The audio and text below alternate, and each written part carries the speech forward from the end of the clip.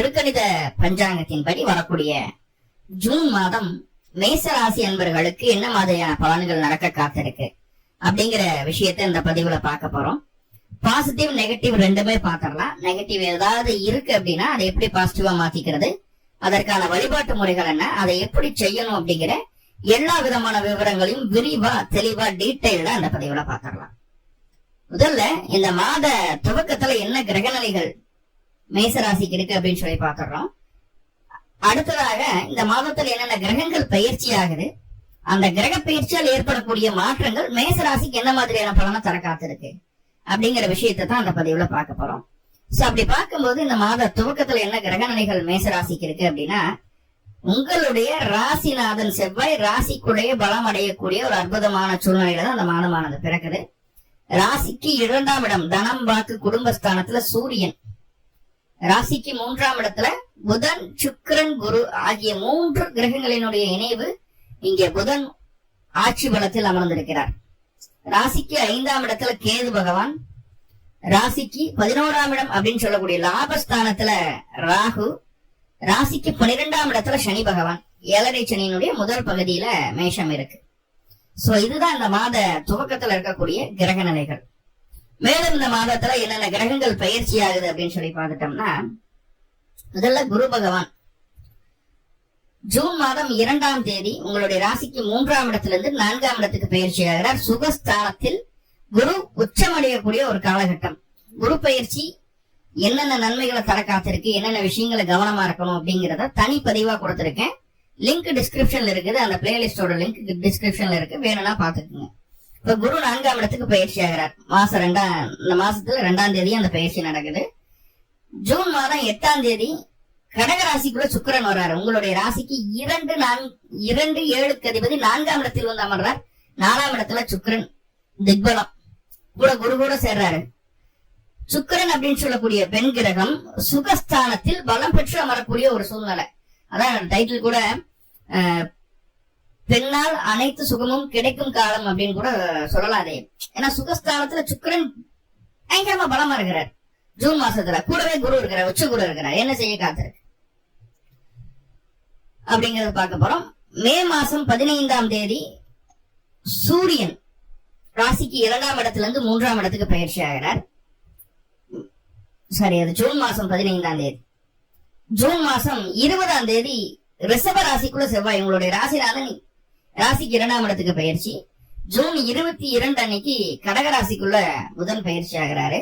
June 29 புதன் கடகராசியில வக்ரம் அடைய ஆரம்பிக்கிறார். 3-6க்கு அதிபதி 4ஆம் இடத்தில் வக்ரம் பெற ஆரம்பிக்கக்கூடிய ஒரு சூழ்நிலை மாச கடைசியில நடக்குது. சோ இதுதான் இந்த மாத துவக்கத்தில் இருக்கக்கூடிய கிரக நிலைகளும், மேலும் இந்த மாதத்தில் நடக்கக்கூடிய கிரக பயிற்சிகளும். ஒவ்வொரு கிரகமா பார்த்துட்டு வரலாம். முதல்ல பயிற்சி ஆகக்கூடிய கிரகம் குரு பகவான். குரு பயிற்சியை பத்தி டீட்டெயில்டா பார்த்துட்டோம். அடுத்ததான் ரொம்ப முக்கியமான கிரகம் சுக்கிரன். ஜூன் மாசம் 8ஆம் தேதி உங்களுடைய ராசிக்கு 2ஆம் இடத்துல இருந்து 2ஆம் இடத்து அதிபதி 4ஆம் இடத்துக்கு வர்றார். 4ஆம் இடத்துல திக்பலம் அடையுது. உச்சம் பெற்ற குரு கூட சேர்ந்து சுகஸ்தானம் பலம் அடையக்கூடிய ஒரு அற்புதமான காலகட்டம். இங்க என்னென்னவெல்லாம் நடக்கும், என்னென்ன நன்மைகள் முதல்ல பார்த்திடலாம். பிரிந்த குடும்பம் ஒன்று சேரும். தடைப்பட்ட வருமானம் மீண்டும் தடையை மீறி வருமானத்தை அதிகரிக்கக்கூடிய வாய்ப்புகளை சொல்கிறது. குடும்பத்தில் ஒரு உறவு வந்து சேருவதற்குண்டான வாய்ப்பினை சொல்கிறது. குடும்பம் விருத்தியாகும். பொருளாதார ரீதியாக இருந்து வந்த தடை தாமதங்கள் நீங்கும். தாயாருக்கு இருந்து வந்த உடல் தொந்தரவுகள் நீங்கி தாயார் சுகமடையக்கூடிய ஒரு சூழ்நிலையை ஏற்படுத்தும். கணவன் மனைவி இடையே இருந்து வந்த கருத்து வேறுபாடுகள் ஒவ்வொன்றாக சரி செய்யப்பட்டு ஒரு நல்ல ஒரு பக்குவமான மனநிலை, நல்ல ஒரு ஊழல், நல்ல ஒரு புரிதல் கணவன் மனைவி இடையே ஏற்படுவதற்கு வாய்ப்புகளை அதிகமாக சொல்கிறது. சொன்ன வாக்கை காப்பாற்றுவதற்குண்டான ஒரு நல்ல வன்மையை இந்த காலகட்டம் கொடுக்கும். தன்னுடைய நாவை மூலாதாரமாக பயன்படுத்தி ஜீவனம் செய்யக்கூடிய அத்தனை மேசராசி என்பவர்களுக்கும், ஒரு ஆர்ஜேவா இருக்கலாம், அல்லது விஜேவா இருக்கலாம், பாட்டு பாடுறவங்களா இருக்கலாம், ஜோசியரா இருக்கலாம், வக்கீலா இருக்கலாம், இப்படின்னு நம்மளுடைய பேச்சுதான் மூலதனம் இருக்குதுன்னு வைங்களேன். அப்படிப்பட்ட மேசராசி என்பவர்களுக்கு இந்த மாதம் நல்லதொரு பெயர் புகழ் அந்தஸ்து, பொருளாதார முன்னேற்றம் எல்லாமே கிடைக்கும். கூடவே பதவியும் கிடைக்கும்.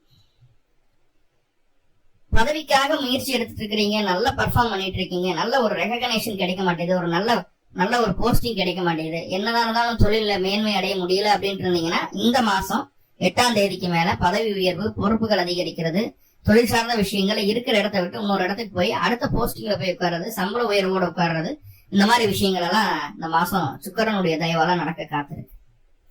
மூணாவதா, வீடு, வண்டி, வாகன, சொத்து சம்பந்தமாக என்ன தொந்தரவுகள் இருந்தாலும் சரி அது சரி செய்யறதுக்குள்ளான ஒரு வாய்ப்பினதை ஏற்படுத்துது. ரெண்டாவதா, இன்னொரு முக்கியமான விஷயம் என்னன்னா, புதுசா வீடு வாங்கணும்னு நினைக்கிறீங்க, இது நாள் வரைக்கும் முயற்சி பண்ணிட்டு இருக்கிறீங்க, நடக்கவே இல்லை.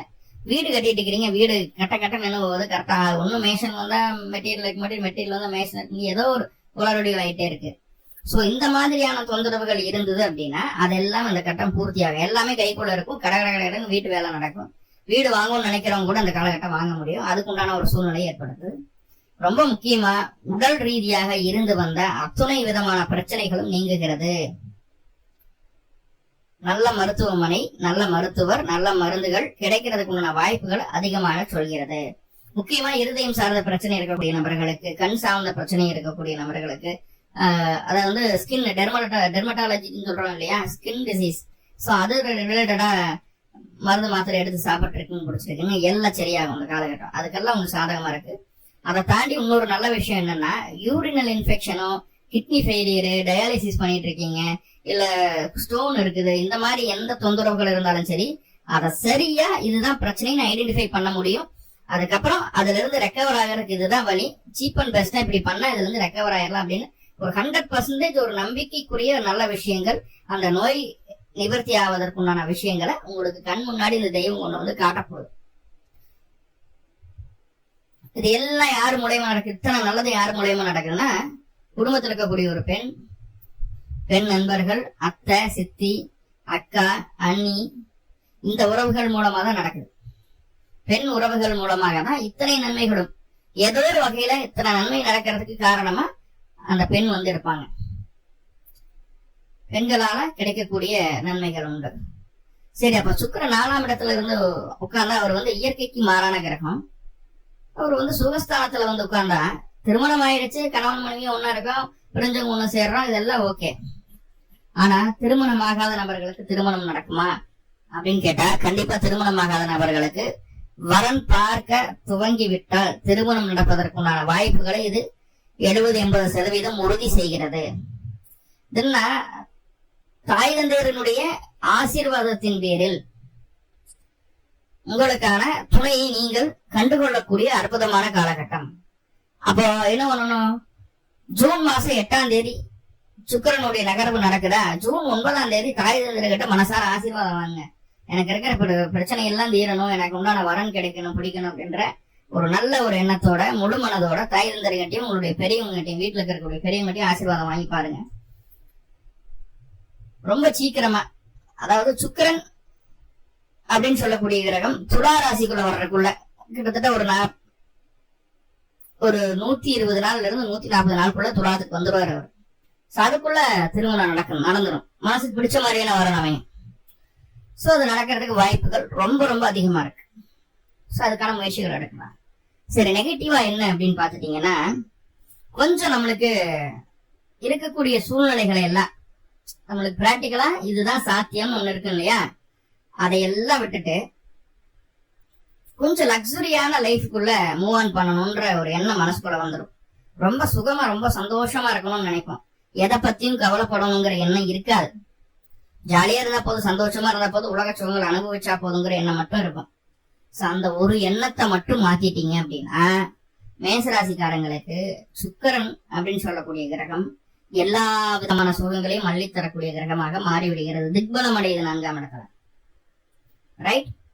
சோ இதுதான் ரொம்ப முக்கியமான விஷயம். சரி, அடுத்து சுக்கிர பயிற்சி ஆயிடுச்சு. அதுக்கப்புறம் சூரியன் வர்றார் 2ஆம் இடத்துல இருந்து 3ஆம் இடத்துக்கு 5 கூடியவர் வர்றார். 3ஆம் இடத்துல சூரியன் இருந்தா என்ன அப்படின்னு பாத்துட்டீங்கன்னா, எடுக்கக்கூடிய முயற்சிகள் ரொம்ப டிரான்ஸ்பரண்டா இருக்கும். இதுதான் செய்ய போறோம், இப்படிதான் பண்ண போறோம் அப்படிங்கிற ஒரு நல்ல ஒரு விஷயம் நம்ம மைண்டுக்குள்ள இருக்கும். யார பத்தி எதை பத்தி கவலைப்பட மாட்டோம். மனசுக்குள்ள ஒரு துணிவு, தெளிவு, நிதானம் கிடைச்சிடும். ரைட்?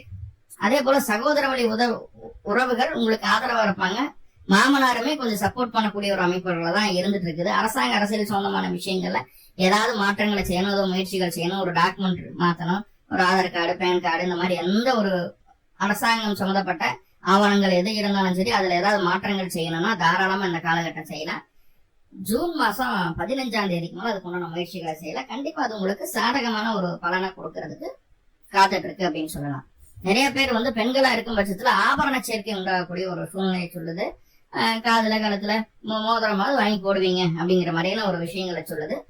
தந்தை வழி உறவுகள்ல சுபகாரியங்கள் நடப்பதற்குண்டான வாய்ப்புகளும் அந்த சுபகாரியத்தில் நீங்கள் கலந்து கொள்வதற்குண்டான ஒரு சூழலையும் இந்த காலகட்டம் ஏற்படுத்துகிறது. ரைட். சோ சூரியனுடைய நகர்வு கொஞ்சம் ஃபேவரா தான் இருக்கு. 5ஆம் அதிபதி 3ல இருக்கிறது தப்பில்ல, நல்ல விஷயம் தான், ஃபேவரா இருக்கு. 3ஆம் பாவம் வளர்ச்சியை தர காத்திருக்கிறது. இப்ப இடமாற்றத்தை சந்திக்க வேண்டியது இருக்கு. ஒரு வீடு மாற்றமோ தொழில் மாற்றமோ இந்த மாதிரி ஏதாவது ஒரு வாகன மாற்றமோ நினைச்சிட்டு இருக்கீங்க, அது செய்யணும் பிடிக்கணும்னு நினைச்சீங்க, இந்த காலகட்டம் ட்ரை பண்ணீங்கன்னா ஆட்டோமேட்டிக்கா அது நடக்கிறதுக்கும் வாய்ப்புகளை சொல்லுது. சரி, அப்ப செவ்வாயினுடைய நகர்வு என்ன பண்ணது? ராசி அதிபதி 2ஆம் இடத்துக்கு பயிற்சி ஆகிறாரு. இது நாள் வரைக்கும் கொஞ்சம் சுயநலம் இருந்தது. நான் தான் பெருசு அப்படிங்கிற ஒரு தலகணமா, ஒரு பெரிய ஒரு ஸ்ட்ராங்கான ஒரு மனிதன் நானு, என்னை யாரும் அசைச்சுக்க முடியாது, எனக்கு எல்லாமே தெரியும் அப்படிங்கிற ஒரு தனிப்பட்ட ஒரு கர்வம் மனசுக்குள்ள இருந்திருக்கும். செவ்வாய் ராசிக்குள்ள இருக்கும்போது கண்டிப்பா இருக்கணும், இல்லைன்னா செவ்வாய்க்கு அது அர்த்தமே கிடையாது. ஆனா செவ்வாய் 2ஆம் இடத்துக்கு பயிற்சி ஆனதுக்கு அப்புறம் நான் அப்படிங்கிற விஷயத்தை தாண்டி என் குடும்பம், எனக்காக இருக்கக்கூடிய நபர்கள் அப்படிங்கிற ஒரு எண்ணத்தை அந்த செவ்வாய் ஏற்படுத்திடும். அந்த செவ்வாய் அதை கொடுத்துடும். எனக்காக இருக்கக்கூடிய நபர்கள் அப்படின்னு சொல்லி அந்த செவ்வாய் அதை ஏற்படுத்திடும். அந்த எண்ணத்தை கொடுத்துரும். அந்த எண்ணத்தை கொடுத்து குடும்பத்தின் மேல அக்கறை அதிகரிக்கும், வருமானத்தின் மேல அக்கறை அதிகரிக்கிறதுக்கு ஒரு சூழ்நிலை சொல்லுது எல்லாம் இருக்கும். ஆனா அந்த 20ஆம் தேதிக்கு மேல கண் சம்பந்தமான தொந்தரவுகள் வர்றதுக்கு வாய்ப்பு உண்டு. கண்ணுல தூசி தூரம் விழுகிறதோ ஏதாவது ஒண்ணு, இந்த மாதிரி பூச்சி கீச்சு விழுந்து நம்ம போட்டு தேய்ச்சிருவோம், இன்ஃபெக்ஷன் ஆயிடும், இதெல்லாம் இருக்குது. வெளியில போகும்போது சன்கிளாஸ் எல்லாம் போட்டு போங்க. முடிஞ்ச அளவு கண்ணுக்கு பாதுகாப்பா இருக்கிறதுக்கு என்ன வழியோ அதை செய்யுங்க. ரைட்.